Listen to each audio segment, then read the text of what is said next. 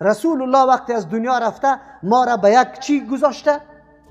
یک دینی که هیچ چیزش باقی نمانده، پنهان باقی نمانده، همه چیز برای ما بیان شده. از او خاطر رسول الله صلی الله علیه وسلم میگه من احدث فی امرنا هذا، دین اینطور اشاره میکنه مثل که انگشت برش نمایان میشه، همینطور واضح است.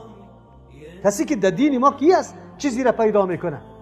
دیگه مردم باز یک تعداد فریبکاری میکنه، میگه این بدعت حسنه است. رسول الله میگه کل بدعت ضلاله، تمام بدعت، البته بدعت در دین چیزی که تعلق به دنیا و وسیله و وسایل داره این بدعت نیست.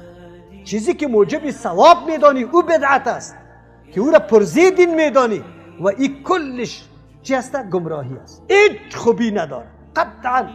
این مردم فریبیسته که یا میکنه بدعت حسنه نمی باشد. در دین چیزی را جدید پیدا کردن این قطعا حسنه نیست.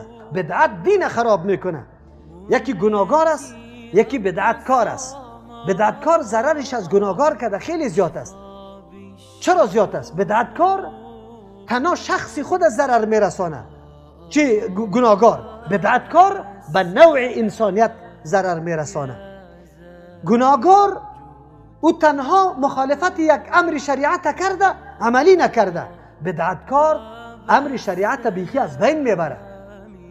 بدعتکار مناقض است با او شریعتی که رسول الله آورده. لیکن گناهگار چی کرده؟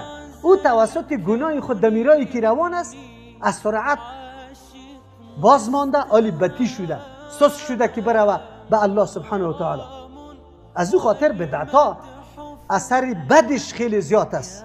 از او خاطر رسول الله در یک خطبه موضوع بدعت ترک نکرده و ایرا یادآور شده. علتش همی بوده که دین به مو حدودی که باقی است به مو حدود باقی بمانه، کسی چیزی زاید از بیرون داخل نکنه. به خاطر ازی که یهود و نصارا کتابای آسمانی داشتن، لیکن وقتی که آرا و نظریات علمای خود من حیث دین داخل کردن روز فرا رسید که اصلی وحی آسمانی گم شد.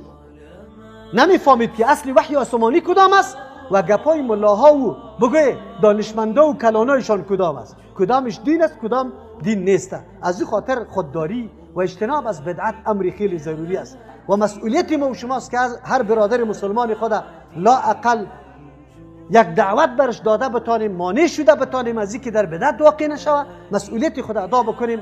برای تذکر یادآوری همی گپ ما یادآوری کردم. الله سبحانه و تعالی توفیق مزید برای ما و شما نصیب بکنه که از همه بدعت‌ها خودداری بکنیم.